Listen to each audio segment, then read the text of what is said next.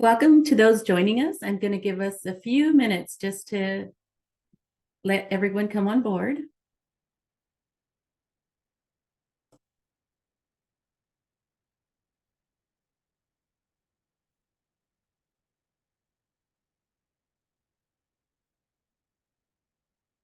Welcome everyone to our webinar, The Evolving Dad, Balancing Work, Family, and Self in the 21st Century. My name is Angie, and I am the Family Wellbeing and Support Manager at Quality Care for Children. I would like to introduce you to today's moderator, Dr. Keon N. Berry. Dr. Keon N. Berry is a dynamic scholar, practitioner, and emerging national thought leader in the field of early childhood education. As a believer in equal opportunity in education and positive social change, Dr. Keon N. Berry has established a strong track record of utilizing equity, advocacy, and innovation to drive impactful transformations across sectors. As QCC's Director of Parent Services, Dr. Berry strives to help children and families across Georgia envision and actualize their dreams of a prosperous future. Welcome, Dr. Berry. Thank you so much, Angie. I'm so happy to be here. Great afternoon, fathers, father figures, families, childcare providers, ECE leaders, supporters, and friends. My name is Dr. Keon N. Berry, and I'm so proud to serve as your moderator for this webinar. Today's webinar topic, The Evolving Dad, Balancing Work, Family, and Self in the 21st Century, is brought to you today by our leading corporate sponsor, Carter's. For over 10 years, their support has helped us provide information and resources to families. Thank you so much to Carter's. If you're watching this later on YouTube, go ahead and like and subscribe. If you're interested in learning more about what we're doing, please click on that notification bell so that you never miss webinars hosted by Quality Care for Children. As you know, the mission of Quality Care for Children is to create a system that equips families and childcare providers with the knowledge and resources to nurture and educate Georgia's infants and young children.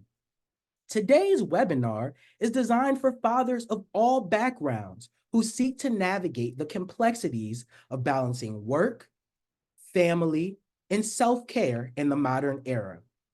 Whether you're a working father, a father figure, or a stay-at-home dad, or anywhere in between, this webinar welcomes you to join a supportive community of dads committed to fostering positive relationships and personal growth within their families.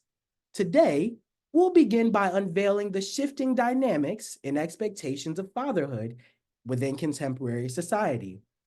The role of fathers is no longer limited to traditional breadwinner duties. It is now encompassed with active engagement and presence in family life. Next, we'll share effective time management techniques that can help you to juggle work commitments and family responsibilities more efficiently.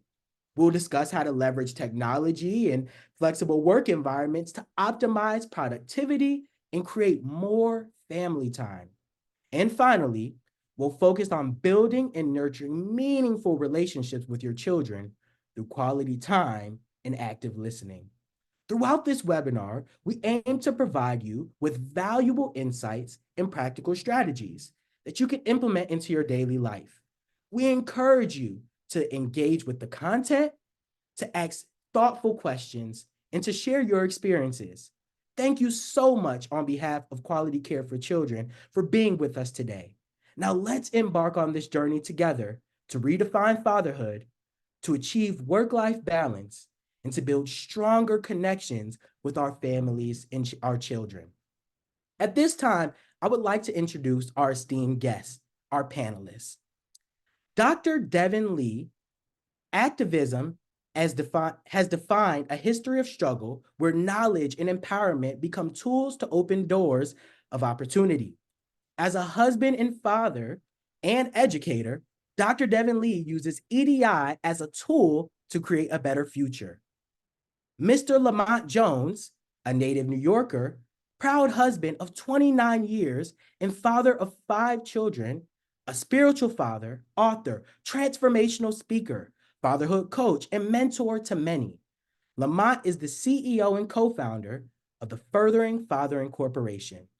And last but not least, Mr. Ronaldo Coxon.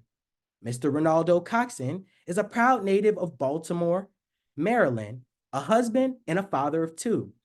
His oldest is 5 years old, and his youngest is just around 8 months. Ronaldo started his career with the federal government in 2003. He currently serves as an analyst in the Strategy Communications Department with DHS. Thank you so much to our panelists for joining us on today and sharing their insight on this very important topic. We're going to dive right into our three sections. First, we'll ask our panelists general questions about redefining the narrative and the role of fathers. Afterwards, we'll ask them questions we've received from participants who have registered for this event that they would like for the panelists to answer. And lastly, we'll pick questions from our Q&A section of this webinar. If a question comes up for you as you watch this, please remember to leave your question in the Q&A section of the comments and not the chat. Again, there's a Q&A section at the bottom. Please leave your question right there and we'll get right to it.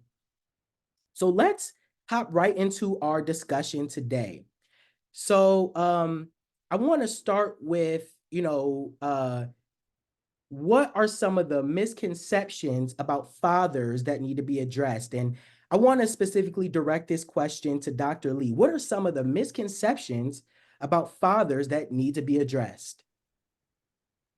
Thank you for that question. And granted, it is not necessarily an easy question to answer because misconceptions happen in different places, in different contexts. But I think there are a few that come to mind. One in particular is that a father has to be a leader, has to be a decision maker, has to be strong. And these set particular standards that are ultimately unattainable. I think the reality, especially for Black men, is that we are less likely to be as successful than our spouses if we ultimately get married. Black women are, by race and gender, the most successful group in America. So that perception of having to be strong, leader, or breadwinner, that's out the window. That ultimately does not matter. It does not serve us, and it does not serve the Black community in particular.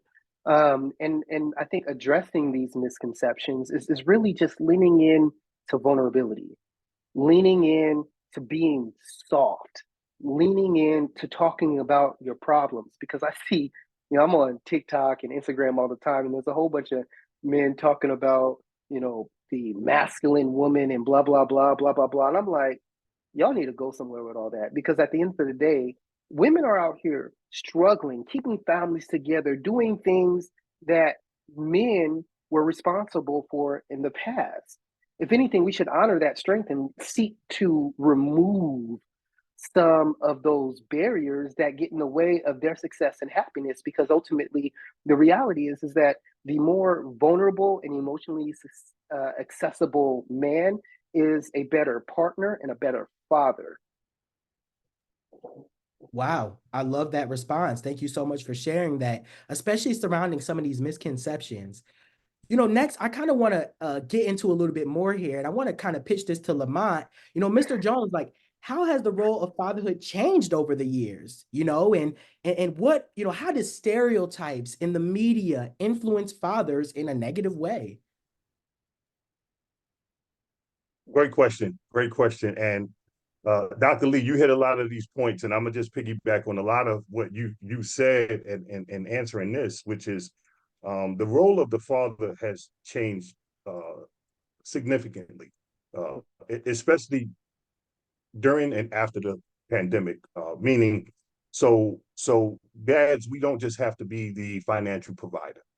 Oftentimes that misconception and stereotype or disciplinarian.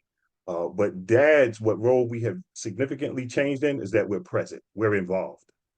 And again, there was a dynamic shift, so women, it's okay, brothers, for women to be the breadwinner. It's okay. We can stay home or we can work remotely. We can do whatever is necessary to have that space and spend that time, because in doing so, now we're finding the other role that has changed. That is, we're present, so we're nurturing. We can be the velvet brick, per se, right? We can be strong when need to be, and we can also be compassionate and involved. It's okay.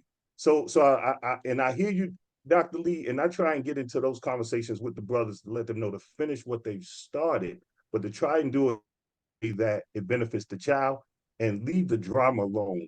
Don't feed into the negative stereotypes, because it's out there, and it drags us through the mud, where a lot of the positive dad groups that's out there, that's meeting, that's sharing ideas and concepts, don't get highlighted. So I love that question, and I just love the fact that our men are stepping up, and I think because the roles are being redefined, we now have to do a better job in applauding them when they are present and giving them that assistance along that way. I absolutely love your response to that question. The analogy of the velvet brick was beautiful. It was a beautiful illustration.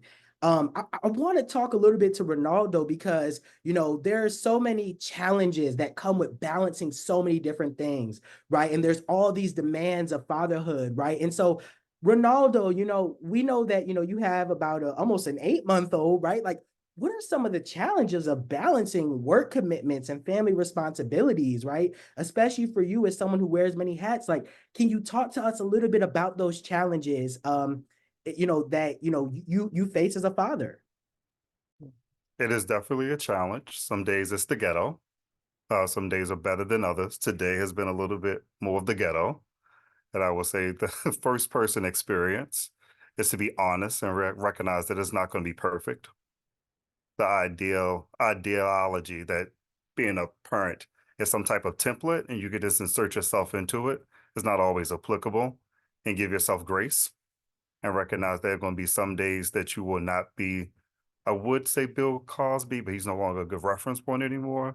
Maybe Carl Winslow in the household, and give yourself grace from those days and recognize that tomorrow's a new day and you can start anew. Recognizing that you can't be in all places at all times and mediate the boundaries that come along with that, and find ways to enhance your network. If you need help, it's okay to say, I need help. Find your trusted community and get propped up sometimes. I think sometimes fatherhood feels like a solo journey, and you're never going to make it across the line with that approach. Wow, I love that. And we know fatherhood is a marathon, right? It's certainly not a race. And there are so many different challenges and expectations, right? This cookie cutter model that sometimes fathers feel that they need to fit into. And that's especially important this June, that is excuse me, as is Men's Mental Health Awareness Month, right? So, Dr. Lee, I want to talk a little bit about what Ronaldo shared. Like, in your opinion, what societal factors do you think have contributed to these evolving expectations of men and fathers in society? Like, what sociological factors like are causing these changes that we're seeing? Um, there's two things that come to mind. One is this infotech metadata revolution, and the other, I think, would be social media. It has positioned, I think, the overwhelming majority of people to have access to information. And simultaneously, social media helps people to create, let's say, an avatar of themselves, basically only putting out the parts of themselves that they want the world to see. So what ends up happening is, one, you have this personality that you're putting out there, and simultaneously all this information that you can use to build that personality. And what ends up happening, I guess persona would be better. And what ends up happening is that, one, the information doesn't have to be peer reviewed. It doesn't have to be coming from an expert. It doesn't have to be tested. It doesn't have to have outcomes. And with social media, people are fed and fed and fed information of personas that do not and cannot reflect reality, because the human experience is so dynamic that no medium can perfectly capture it.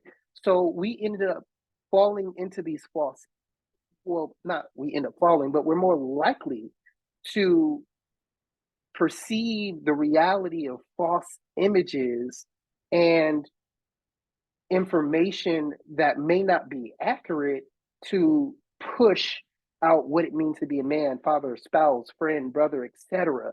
And that's where that becomes our anchor or our starting point that we don't allow ourselves to move far from.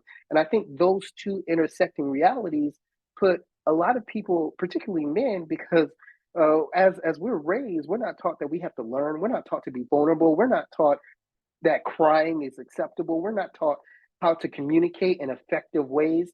So those two intersecting things reduce our desire to want to learn.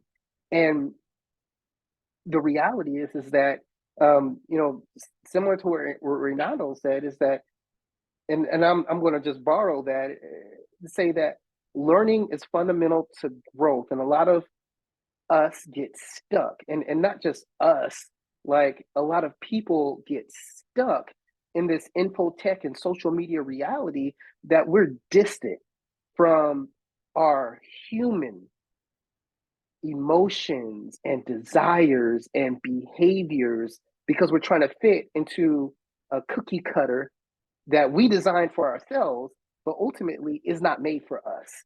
And we're using information that may not be as meaningful as in reality as it is in the digital world. Dr. Barry, can I touch on something? Absolutely. Please If do. I jump Please. in there. So in the middle of the pandemic, I think everyone was forced to be a little bit more introspective. Mhm. And my oldest is 5 now, but she was about maybe a year and a half. And I was feeling the weight of the world on my shoulders because I was still working and having to be a husband and having to be a father in a very small 900 square feet apartment in East Harlem. So I was definitely literally feeling the walls come in on me. Then what happened is I had a little bit of a social media blur and I was like, oh, I'm not doing well. And what happened is my inbox just flooded with other fathers and other men saying that they weren't doing well either.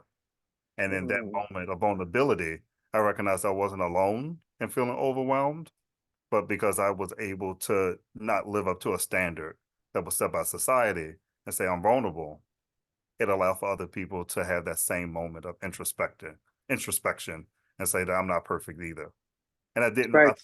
sometimes you kind of feel like you're going through the storm alone, but in Mhm. actuality, there are many people that are having parallel experiences who just can't speak to it. So your humanness, your vulnerability allowed for intimate connection with other people who, in some sense, were sharing your reality. Yes. And that human connection, I think, is something that the majority of us are not taught, but in some sense are forced to learn. Yeah. So no, another point of transparency, since we're best friends now, Dr. Lee. So when we get ready to have my oldest, I felt I would say an emotional blockage. I knew Mhm. that this entity was coming into my life and I loved them unconditionally, but I felt that there was some type of barrier for me to express that. So what Mhm. happened is I started to go to counseling solo to try to unpack some of this so that when she presented herself to the world, I could be emotionally present. Wow. There are some real insights being shared here. And I love the conversation that we're having. I love to operate in the numbers. Let's be crystal clear. Research tells us that over 6 million men reported suffering from depression per year, and male depression often goes underdiagnosed.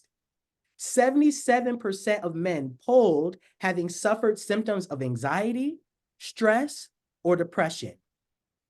40% of men have never spoken to anyone about their mental health. And in 2022, men died by suicide almost 4 times the rate of women. So I want to kind of pitch this to Ronaldo. I know you answered this a little bit and you touched on it a little bit, but I also want to pitch this, to Lamont. Like, men are not always open about their struggles. And so what are some of the challenges that fathers face silently that often go unheard? You know, brothers, we're all family right now. So, but and I'll go here because you're right. Those challenges, though, Dr. Berry, are real. We wear many hats, or we try to, and we try to live up to this ideal persona that someone painted for us. That's unrealistic, and most of those disappointments come because those are unmet expectations and non-realistic. What we struggle with is asking for help. We struggle with asking for help because we feel that we have to carry all the weight, and we become mentally overwhelmed.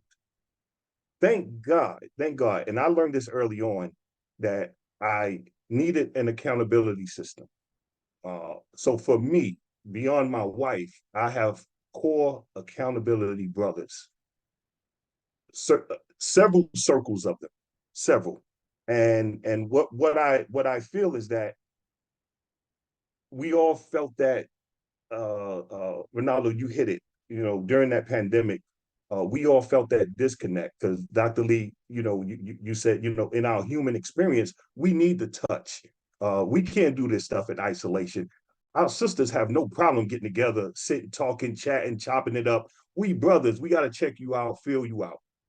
Now we have to build on that. And by that time, we're trying to put this 10-ton rock uphill by ourselves without asking for help. But when we ask for help, we become vulnerable. We become transparent. We're not in it alone. But oftentimes, what happens when it's not done in a safe space, that information that's shared is put into the hands of someone and they use it in a negative way to come back at you. So that's why, I love that we're having this conversation because our brothers, let me talk to my brothers.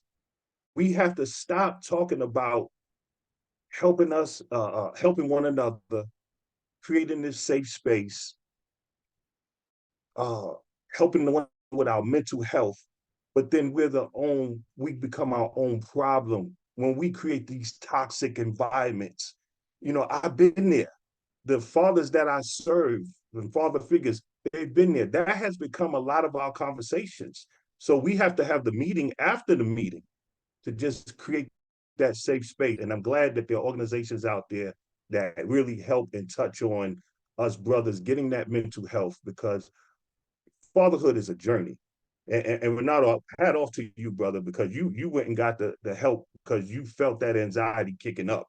Um, I went to who I knew that was fathering, but look at that. I don't know if they were pouring into me from an empty cup. I don't know. So I tell my brothers all the time, hey, get that professional help. It's worth it. Uh, we all need help. And don't think that you're less of a man. I don't know who told you, but don't think that you're less of a man to ask for help and to seek that professional guidance. So hey, we're family now, man. So hats off. Let's go. Awesome. Wow. I love the conversation that we're having right now. There's so much vulnerability, so much strength, so much resilience that's showing up in this space. And I'm so glad that, other men are a part of this conversation and are tuning in and are hearing the voices of our expert guests. For our next section, I'd like to ask some scenario-based questions. And these questions were provided by our parents and our registrants. And so I want to hop into these questions. This first question is, the company I work for offers flexible work arrangements. How can I leverage these options to improve my work-life balance? And Lamont, I know you just answered our last question, but I want to pitch this one to you. How can men and fathers and stepdads and father figures leverage flexible work options and arrangements to improve their work-life balance? No, great question, and I love the shift. What's interesting, this is what I'm doing now, and this is what our team was doing. We work remotely. That's ideal. But one thing that I realized, oftentimes I'm still here in front of the computer, although I'm working remotely. I'm doing more work than I would normally and usually do. So I would definitely suggest, because I do it, I have alarms set in my phone where I take breaks. I take walks around the block. I intentionally actually set up meetings that I have to go to, because, in that workspace, a lot of times that commute is also your time to grab you something to eat, have a quick bite, check in on the family, do those things that you would usually do away from home, but while you're home, or those flexible hours, let them work for you. Even if you could do a little traveling, go see the relative and work remotely, do the things that you always wanted to do, and just try and tie it in, because we take on this stress during our work life balance, and if we don't have that release valve, we're just carrying unnecessary and unhealthy stress day in and day out. And so I wanted to piggyback on this. Sorry. Sure, sure. So, like Dr. Berg said, I'm a federal employee, career federal employee at this point. I would say if anyone that's on that's listening to the webinar, if you work in the private sector, maybe look at working in the public sector. A lot of DEI work led to more flexible work schedules that are not only suggested but almost pushed at this point, so that the workforce has a more conducive work-life balance. You don't have to work in the environment for 6 months before you're able to start that. And it can be a lot more applicable and pliable to your regular day-to-day life. I'm on the maxi flex schedule now, and I took some time out of office time, but I will be back on soon to finish out my workday. I was able to kind of navigate that space. So when I had to do drop off in the morning, which can be torturous on 85, I start my workday later. If I need to do pickup and take my oldest to swim class, I end my day earlier so that I can make sure I get those time slots filled in, so that both work and home, it has a good symmetry, and I don't feel like I'm dropping one for the sake of the other one. So if anyone's listening, private sector is great, but public sector has a little bit more flexibility that's applicable to all people who enter into the service. Ronaldo and Lamont, thank you so much. I think you guys hit the nail on the head there. I want to shift to Dr. Davon Lee, and Dr. Lee, please forgive me for mispronouncing your first name. But our next scenario is life has been so hard lately, and I feel like giving up. I have been feeling so overwhelmed with balancing work, family responsibilities, and personal time since having my first child. What are some immediate steps I need to take to manage my stress levels as a new dad? Oh, wow. So there's a lot to unpack here. And thankfully, Ronaldo touched on a lot of it. And I think I want to share a little bit of my story to answer this question. In 2018, I found the love of my life. Um, and this is the person that I'm married to. This is my life partner. Um, but 2018, we were like on the heels of COVID-19. We had a COVID baby. We had a COVID baby, and we needed daycare, and we realized that we couldn't afford daycare. And I was looking for jobs so that we can afford daycare. And then we both actually, like, her job went remote. I found a new job that was remote. So we just checked out of California, moved to Mississippi, and really just upgraded our life. Granted, it was Mississippi, and that's a whole nother conversation. Now I live in Maryland, and I am so happy and thankful. But that COVID part, and that potentially, like, because like my wife was just like, look, if you can't find a job in 6 months and you just need to quit, and you know we can move in with my mom, or you look for a job, and blah blah blah blah blah blah. And I'm like, yo, I just started this career. I don't want to stop it, and I don't know what's going to happen if I do that, and blah blah blah. And it was hard. Um, and then 2 years later, my father was murdered, by his ex-wife's son, someone who I was raised with as my stepbrother. And like it was like my whole world was shook. I was unemployed for 11 months after that. Like I didn't know what to do. I didn't know how to do. I was depressed. I was crying every single morning for almost a year, and I didn't know how to ask for help. And when I got counseling, that was too expensive. I had to cut counseling, especially after I lost a job too. It was you know the because I was in the tech industry and layoffs were massive. So from my experience, I have a couple of things to share. One, alone time is one of the greatest tools that you'll ever have to use. We need time to process. We need time to transition from one thing to the next. And I'm learning that that transition time and that alone time really just make me whole, allow me to be present. My alone time, I garden. I got mint. I got gardenias. I got some calla lilies, and I'm loving just the energy of seeing them grow, seeing what directions they take, and it brings me a sense of peace and accomplishment. And it's also something that I can share with my wife and kids when they want to come outside with me. But it's also something that they don't like as much as I do, and I appreciate their alone time. So find a hobby, find something, find alone time, and really think about like, what can I accomplish? Like, I don't know what it is about it, but like little tiny accomplishments. Like, I remember I was looking for a lot of inspiration. I ran across this speaker, Eric Thomas, and he said, I started washing clothes. He said, I started washing clothes and it didn't smell like when my wife did it. So I learned how to do what she did, and now my wife never has to wash clothes anymore.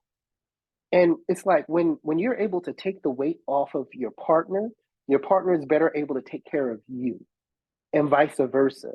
So when life gets hard, and like I think it's important to take time and space to process, be aware that when you do one thing and transition to another, that you need a little bit of space to transition. Otherwise, you pull stress from one environment into another, and that compounds. I mean, you're going to do that regardless, but transitioning helps, and it reduces how much is compounded from one activity to the next.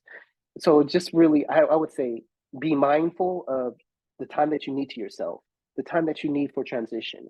And also, it's easy to just isolate yourself, but it's important not to. Invest in the people around you and they will invest in you. And you'll realize that, what, things may be hard, but I got them. And somehow, some way, we're going to make it through. So those would be like my tips on immediate management. Is just, be aware, be mindful. Because when you're expected to do so much, and when you're expected to do the impossible, it's important to be mindful of that fact that it's impossible, instead of being anxious over what you're not able to do. And then when you have these small accomplishable goals, it allows you to work towards the impossible. And the reality is that being alive, like, is impossible in some sense, because like it was like what, like millions of of gametes that came together to create you. So like it's harder to be alive than to win the lottery. And it's important to really receive yourself as a gift in that space alone, so that you can be present to give that gift to others, and give and give and give, and still have some for yourself, because people are putting into you.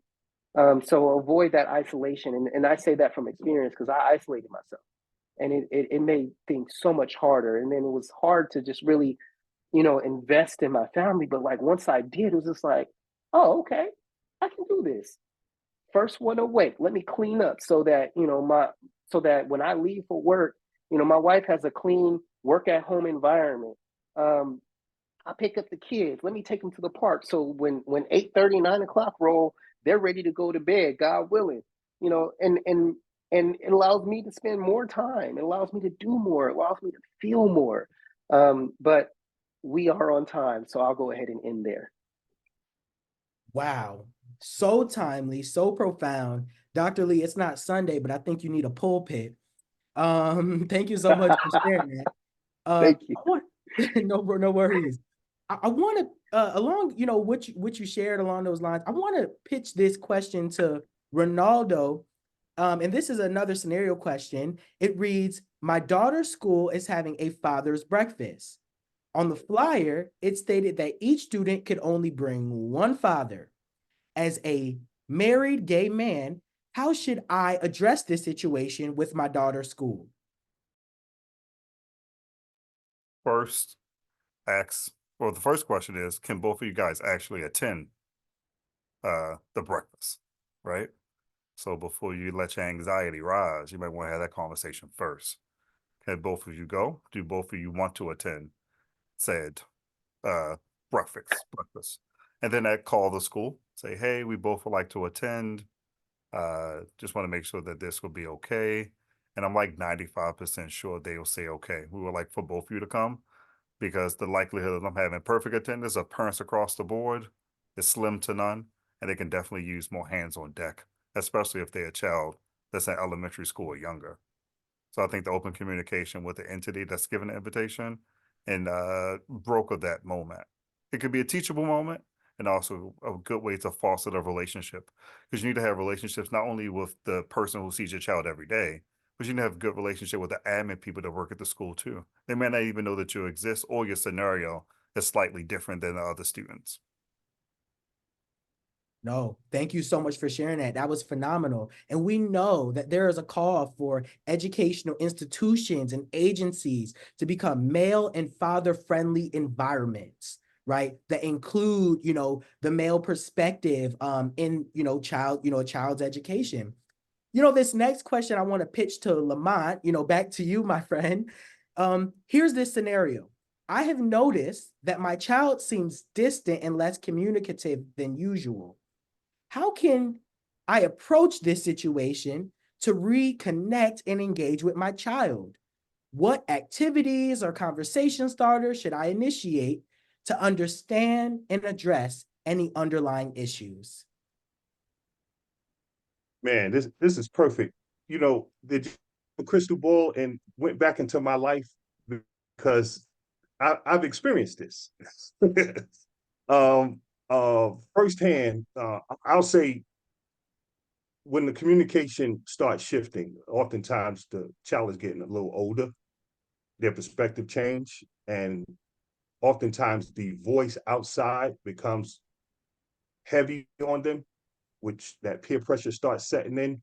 But it's in that moment that you have to reclaim that authoritative voice in your child's head, that, you know, wisdom still lies with that. Come to me, keep it open, become a great listener. This is something that I started doing when I saw that happen with my two older sons. I asked them to hey, let's do pizza night at our house. Invite your friends over after school Friday and let's do pizza, because now it gives me a one-on-one perspective of who's the voices. So if I hear the profanity, where's it coming from? If I hear the influence change, I know where that's coming from. So I love the fact that this is a question that I've experienced. And here's something else that I would also do, because this happened to me early on. I was prior law enforcement, authoritative, you know, get the bad guys. But when I came home, and I don't know why, I grew up without my dad in my life, I became a yeller at home. And when I would walk through the door, my wife would be in the living room with the kids, and I would walk in, and by the time I reached the kitchen and came back, everyone is gone. And I was like, babe, you know, what's going on? She said, yeah, babe, you come in with this attitude, you do this, you do it. And, you know, I had to check myself, because, you know, it's easier when you look in the mirror to shatter the mirror than to change the reflection of what you see. So my wife and I, a few weeks later, we called a family meeting. And my second oldest, I have four boys, one girl. My second oldest, I came through the door and he said, well, Dad, it's when you come through the door, we don't know what to expect.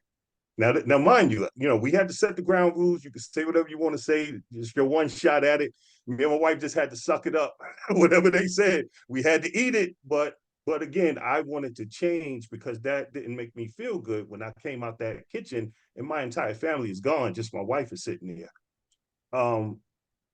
He said, when you come through the door, Dad, it's a little tough. We don't know what to expect.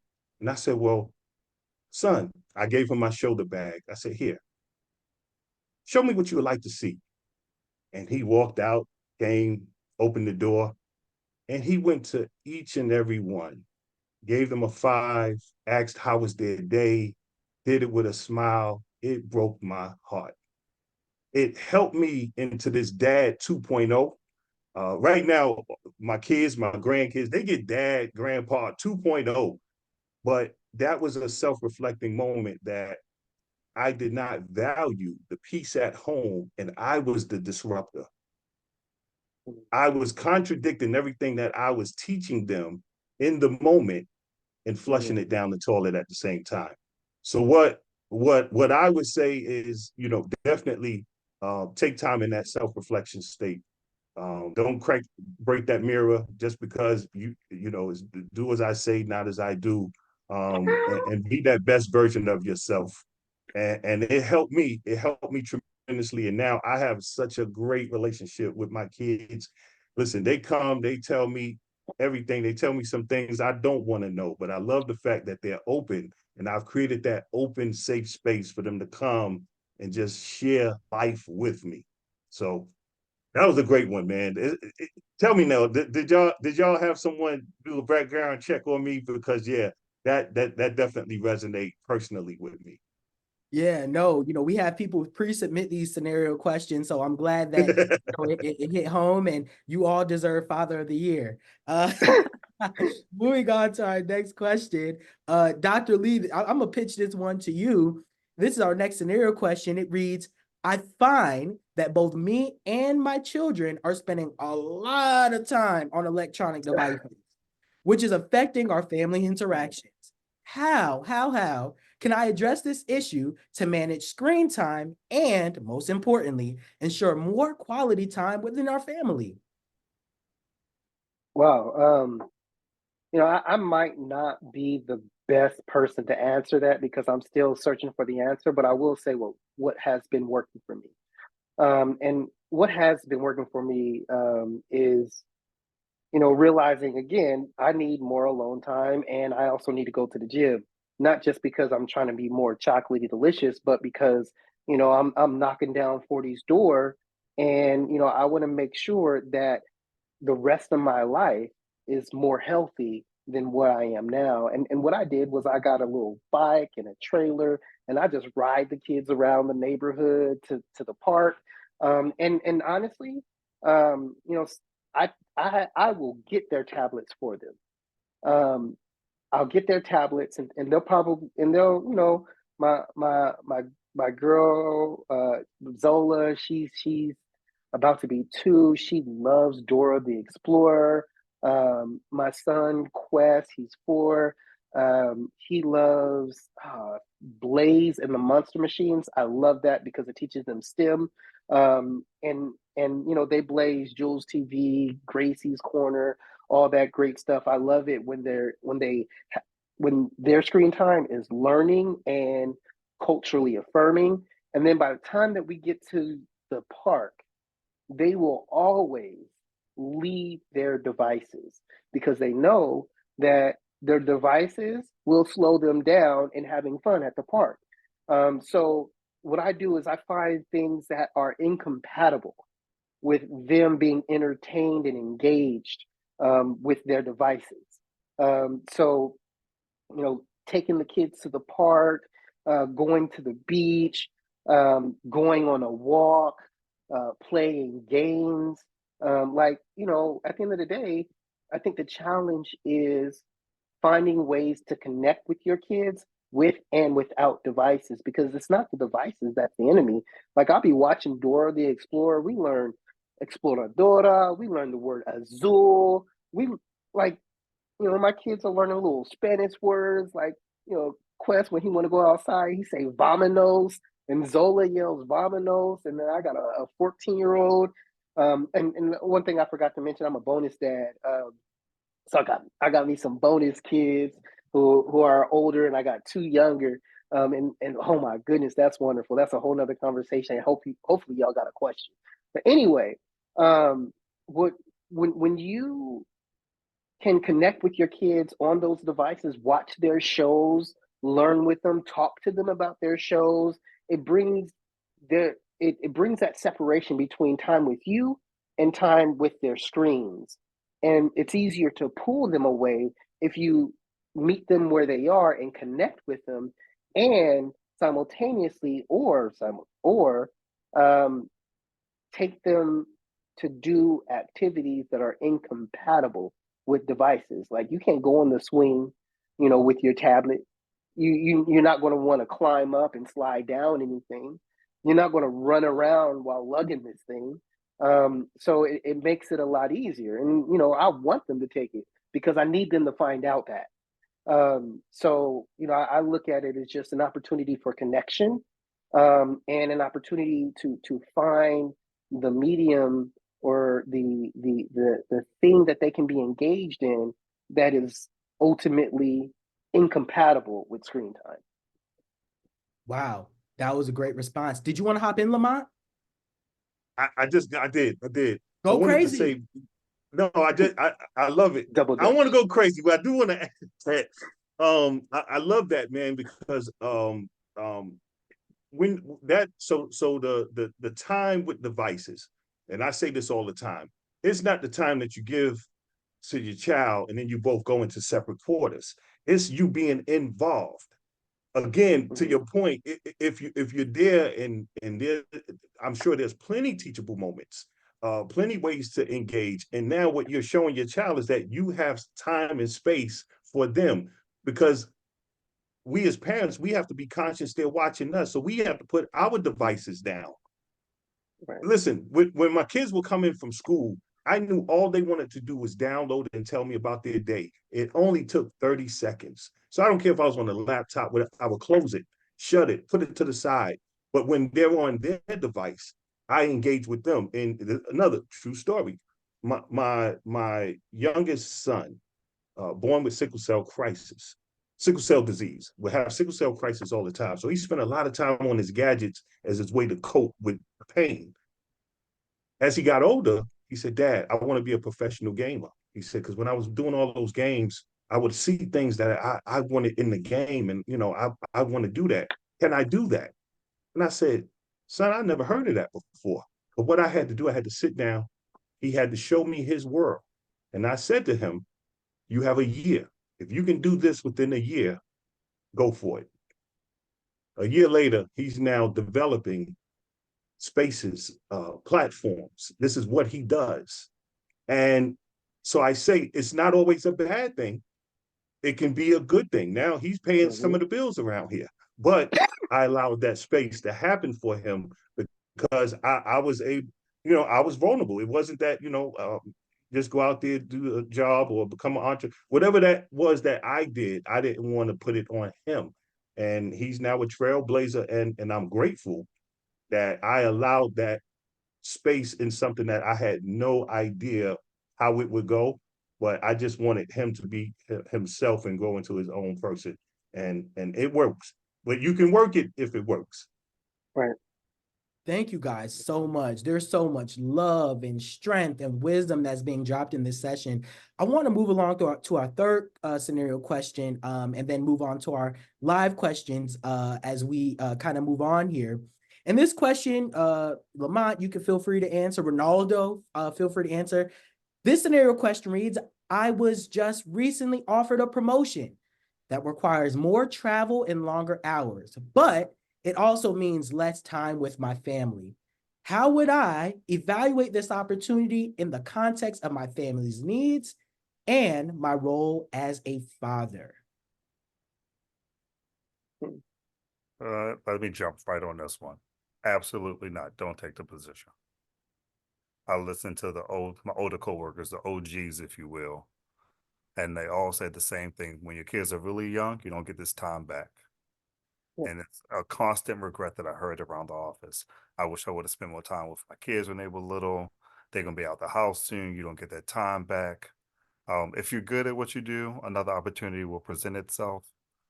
But you being present as a parent in these very formative years, I have 2 kids underneath the age of 6, and it's invaluable time that will be spent in these moments with them and trying to be present in moments with them now is already a task.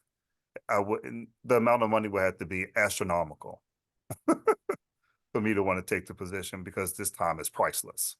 And it's always going to be another job, always going to be another opportunity. You can continuously progress in your field, but you don't get these moments back. It's a very, very hard no for me. Real quick no. Yeah, Renato, I'm a principle-based person. So I'm gonna either live with the pain of discipline or the pain of regret. I'd rather live with the pain of discipline. To your point, I would feel hurt if I'm ever reminded of a moment that I missed chasing money. You know, although, because I've learned to do more with less. It's not always about chasing the dollar, even if it's something that's short term that, you weigh the pros and cons, you could live with that. And it doesn't conflict with, to your point, getting those young years, those moments back. Oh my God. I'm with you on that one, man. When you said it though, Dr. Berry, I'm thinking, yeah, well, how long is the juice worth the squeeze? But then I had to think back. There was times when, I had to work and I wanted to be home. And I never forget when I looked at the pictures, I wasn't in those pictures. And it pierced me. It pierced me because, you know, uh, I want to be present. I want to be involved. I now, in all the programming that we do, this is what we tell our fathers and father figures: stay involved, stay connected. You can't get your time back. So I'm with you on that, Renato. Hard with the pain of discipline. Hard no for me. Another opportunity will come. Yeah, Ooh, I, go ahead, I do Doc. have. Okay, cool. I do have something I want to add to that. When I was employed for those 11 months, I applied for thousands of jobs. And when I finally, and I got a number of offers I had to turn down. But the reality is that I chose an offer with a company based on its value for work-life balance. Um, and I could not be more happy with that decision. Another job that I thought was more in line with my career goals. One didn't place a value on my expertise like this company does, and two, um, didn't have its values, its work-life balance values in the way in which this company does. So, and this actually turned out to be the better career move for me. Um, so, I would say that you might have to turn down that promotion or negotiate. Um, and I always say that you should negotiate any job, any offer, any promotion, because if they don't have more money, they have benefits. They can give you 4-day work weeks. Like there's something that they can do, and always make them work, because every year, every evaluation is a renegotiation opportunity, and you should always renegotiate. But I would say that if they really want you, then somebody else got to travel, or they have to respect the reality that there are virtual opportunities to get work done in the same way. Um, if they don't step their game up, then you can stay in your current role or find something that is more amenable to your work-life balance, because at the end of the day, money can be made. When before I was working here, I had a side business, and that side business was pretty. It was nice. It was lucrative. It was a cool little financial crutch when we really really needed it. And now I don't, because I waited for something that was for me. And that's what I would say. Wow. Thank you guys so much. This is such an incredible moment that we're having at this point in time. I want to jump into our live questions, but before I do that, the QCC team needs your feedback about this webinar. I see many people commenting in the chat. We are dropping the link in the chat for you to share your thoughts about today's program. We appreciate all the comments and all your positive feedback and thoughts. At this time, I want to get us over to our live question segment of this as we kind of wrap up here. So I will happily turn it back over to Miss Angie Wilson. Hi, everybody. Gosh, this was really, really, I'm, third generation Mexican American, and just having you all come on and trying to break that generational trauma that some of us, have experienced as well. So I want to go ahead and address a couple of questions because we have a few minutes.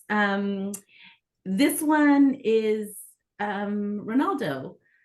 What message would you like to convey to other LGBTQ plus individuals considering parenthood?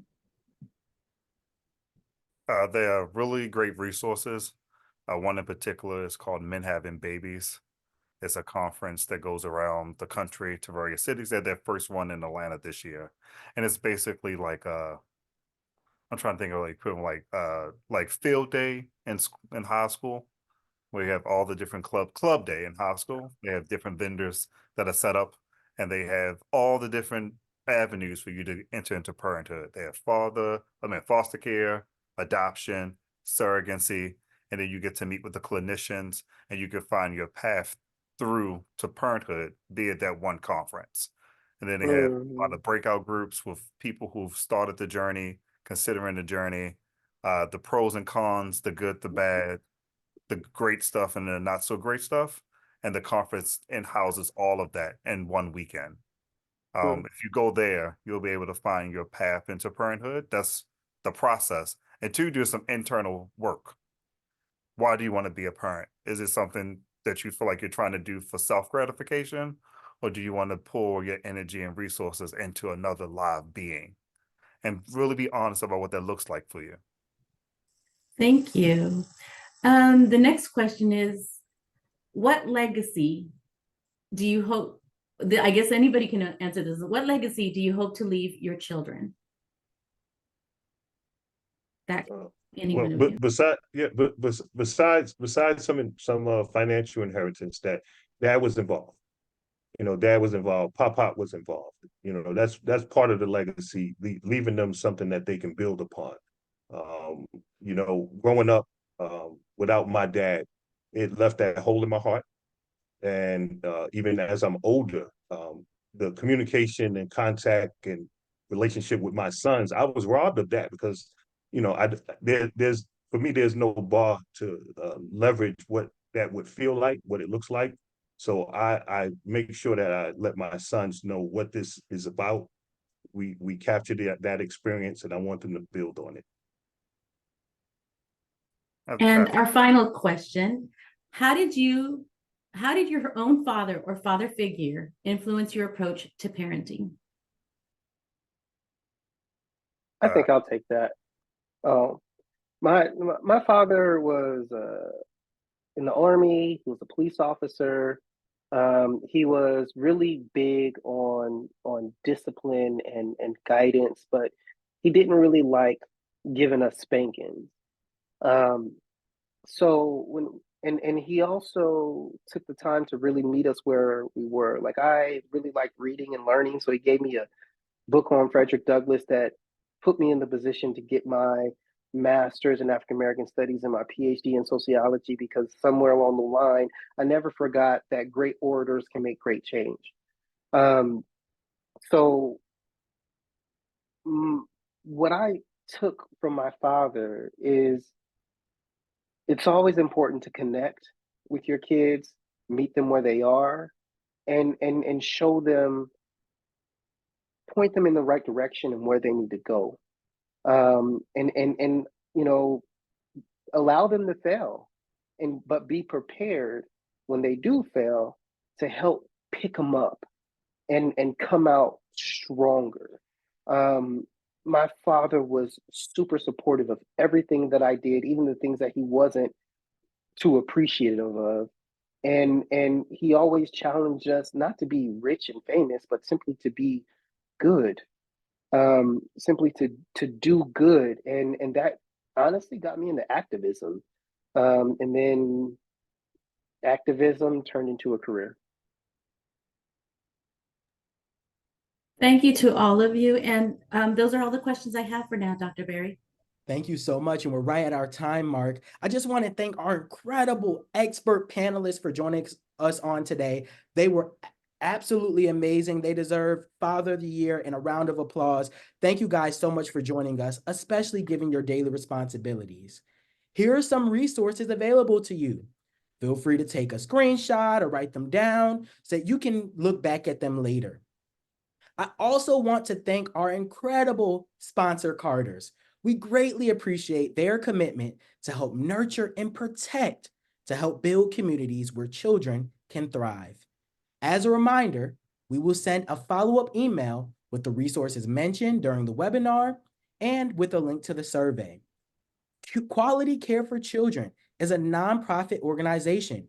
If you would like to contribute to help us continue to provide great programs, such as this webinar, to help every child reach their fullest potential, please visit us at qccdonate.org. Your contribution is greatly appreciated. We thank you for joining us today. We'll see you again for our next webinar. Take good care. Be safe. Bye now. Thank you.